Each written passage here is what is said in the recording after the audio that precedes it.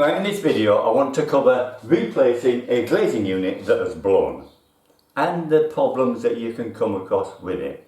First issue is, to my knowledge, there is 3 types of glazing units. Not the glass, the PVC.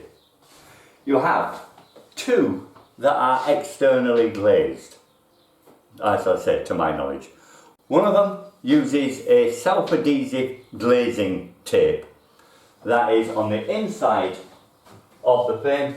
There is a double-sided tape, spongy double-sided tape, usually black. You peel it off, stick your glass against it. From outside you can't get it back off, you've got to be inside and pare it out to remove it, and then you put your trims around. The second type is like I have here, which has a rubber wedge on the inside which holds the panes together. And the third is the most popular now, which is the internally glazed window, for obvious reasons. Now, as you can see, glazing on the outside is prone to people breaking in. You can work at it, you have more chance of having a go at it, which is why they've now changed to internally glazed. Although this type that I've got of externally glazed, you cannot get the trims off the outside without destroying them. But you can destroy them, but somebody's going to leave them.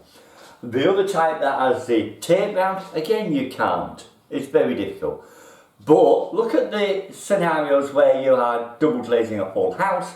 Half of the windows are upstairs. You don't want to be glazing it from outside. You want to be doing it from inside. So there, to me, is the main advantage and why I was very glad when that system changed.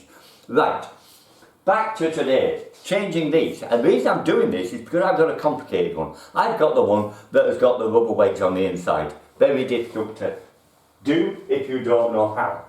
This is the one I'm going to do. Firstly, we need to remove on the inside these rubber beads. All you need is a fine tool, a screwdriver. It's ideal for the job. And you simply place it against it, push in and pull out. Do that 4 times.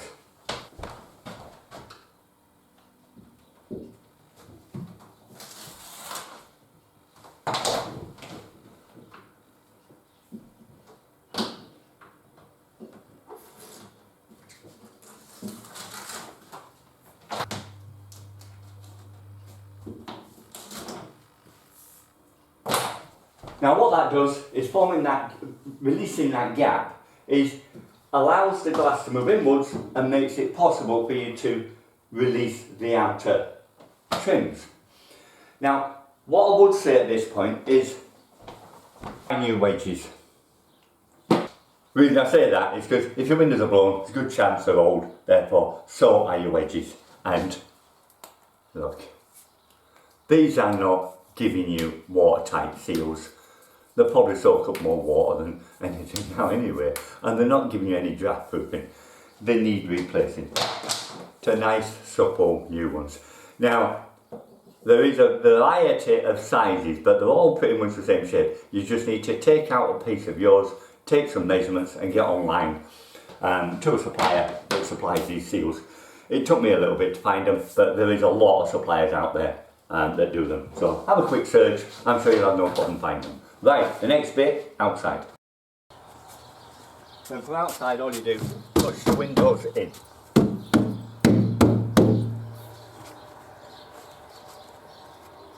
And unclip. Okay.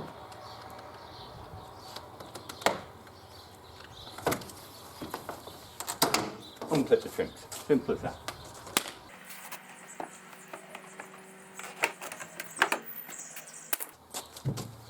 Take the bottom one before the top one. It just stops the thing. You fall on your head, just in case it wants to.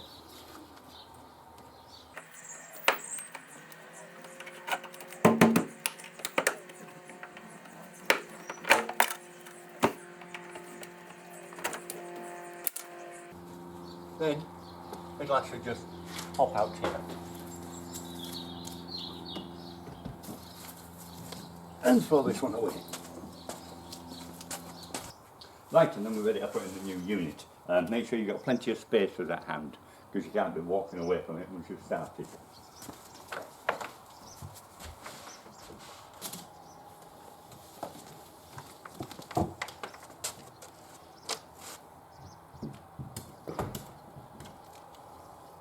Right, once the glazing unit is in, the next thing is to look at your glazing beads that run round and make sure that you're not seeing them past the trims. So just align that and level it up, lift it up, move it sideways, whatever, until you've got it where you want it to be, which is where I've got it there now. And then check the top. You don't want any movement to be able to take place between the frame and the glass. So pack them out so that they're good and snug. Not so it's bowing the frames anyway, but just so that it closes the gap and we can't get any movement. There we go, like so. And then trims in reverse order.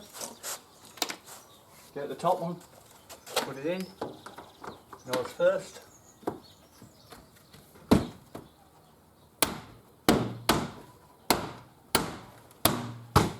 There we go, and the bottom.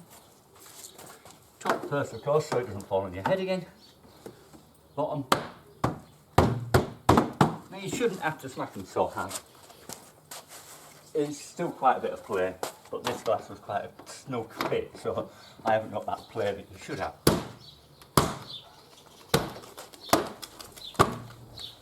But still enough.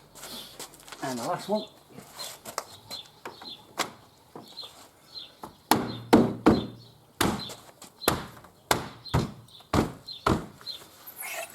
Okay, then we go back inside, do the last stage.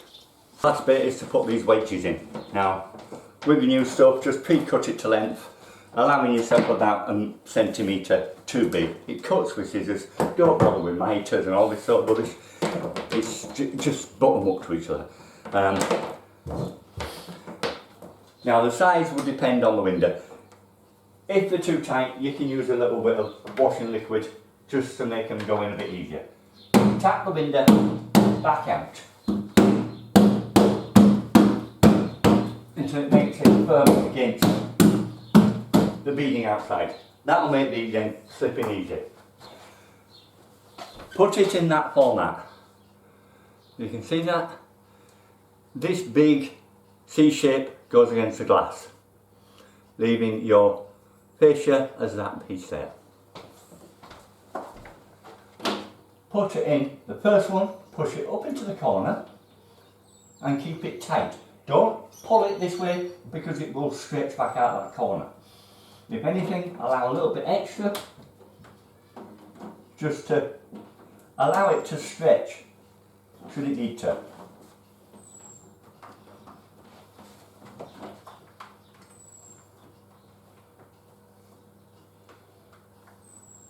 Until you get it fully in, it can try and spring back out again. Don't worry about it, it's normal. Right, once you get it nearly all the way in, you can then just trim the edge to give you just about 5 mil or so too big. Because you want that little bit of pressure, so it's a little bit too big. You've got that pressure pushing into the corners all the time, keeping it tight to the corners. Like so. And then just push it with your thumb so it's all nice and flat. If it's too tight to get in, probably too big. Now, these are the old ones. They're sitting at 45. To me, that's too big. I'm seeing too much black. I don't like that. These ones now are sitting pretty much 90, 80, 90. It's not outdoor. We don't need a run-off slope for the rain to come off. We can have it nice and square so you don't see that much black anymore. So try and get the right size for it. Okay, carry that on around. The more pressure you can put that way, the easier this will be to go in. Again, the seam against the window. Into the corner, push it nice and tight in. Press down, like so.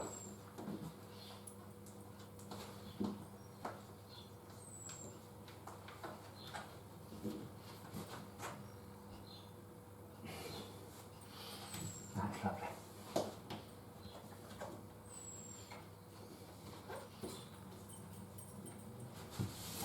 And too long again, which is good.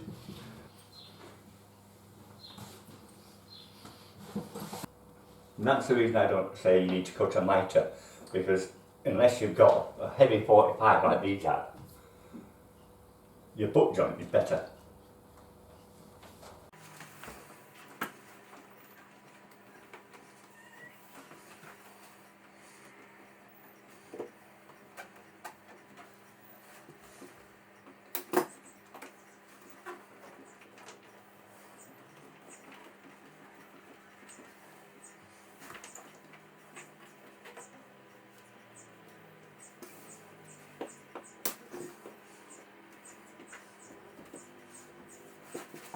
And there we have it. That is how simple it is to change a blown window. You don't need to pay a fortune out to get a glazier in.